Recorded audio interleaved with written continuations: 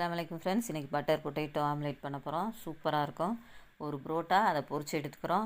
உருளைக்கிழங்கு 2 வேக போட்டு ஒன்றை மசிச்சுக்கிறோம், ஒன்றை கட் பண்ணி வச்சுக்கிறோம். அந்த மசித்த உருளைக்கிழங்கில் பட்ரு போட்டு பிசைஞ்சு வச்சுக்கிறோம்.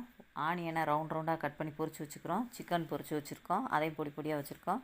ஒரு பவுலில் சோள மாவு, கப்பு மாவு, ஏதாவது சத்துள்ள மாவை 2 ஸ்பூன் போட்டு அதை நல்லா தண்ணியில் உலப்பி வச்சுக்கிறோம்.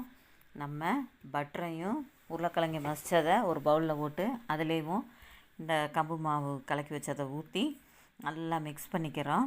மிக்ஸ் பண்ணி நல்லா அது கட்டிப்புட்டி எதுவும் இல்லாமல் நல்லா மிக்ஸ் பண்ணுங்கள். அதுக்கப்புறம் பெப்பர் 1 ஸ்பூன் போடுறோங்க, பெப்பர் பொடி போட்டுட்டு அதுக்கப்புறம் முட்டை 3 முட்டை போட்டு அடிக்கிறோம்.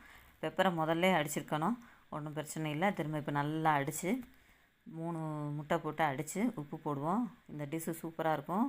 உருளைக்கிழங்கு பொடி பொடியாக கட் பண்ணி சிக்கனையும் பிச்சு வச்சுருக்கேன். அதுக்கப்புறம் ஒரு பவுலில் ஒரு நான்ஸ்டிக் தவா எடுத்துட்டு அதில் இந்த பட்டரை போட்டு நல்லா சுற்றிடுறோம். அதில் நல்லா சுற்றிட்டு ஒன்று சமமாக்கிக்கிறோனுங்க. நம்ம அடித்து வச்ச முட்டையை அதில் ஊற்றிடுறோம். ஊற்றிட்டு அதுக்கப்புறம் நம்ம உருளைக்கிழங்கை குட்டி குட்டியாக கட் பண்ணி வச்சுருக்கதை அதில் தூவுறோம். தூவிட்டு சிக்கனையும் தூவுறோம். சிக்கன் இல்லாட்டி வேறு எதுவும் வெஜிடபிள் போடுங்க, நல்லாயிருக்கும். குடமிளகா கூட போடலாம், டேஸ்ட்டாக இருக்குங்க. வதக்கி போடணும்னா இப்படி போட்டுட்டு அதுக்கப்புறம் நம்ம ஒரு புரோட்டாவை பிச்சு போட்டு பொரித்து எடுத்து வச்சுருக்க அந்த புரோட்டாவை மொறுன்னு பொரித்து வச்சுக்கிறணும். அதை எடுத்து அதில் ஃபுல்லாக தூவிட்டு அதுக்கப்புறம் நம்ம ஆனியன் எவ்வளோ பொரிச்சு போடுறோமோ அவ்வளோ டேஸ்ட்டாக இருக்குங்க. நான் அளவாக போடுறேன், இன்னும் நல்லா போடலாம். போட்டு ஒரு 5 நிமிஷம் சிம்மில் வச்சு நம்ம மூடிடணும். நல்லா சூப்பராக இருக்கும். பசங்களுக்கு செம்மையாக இருக்கும். பொழுதும் இட்லி தோசைன்னு பண்ணுறதுக்கு இப்படி வித்தியாசமாக பண்ணி கொடுங்க, விரும்பி சாப்பிடுவாங்க. இது 6 நாளும் முட்டை மாதிரியே இருக்காது, நல்லா டேஸ்ட்டாக சூப்பராக இருக்கும்.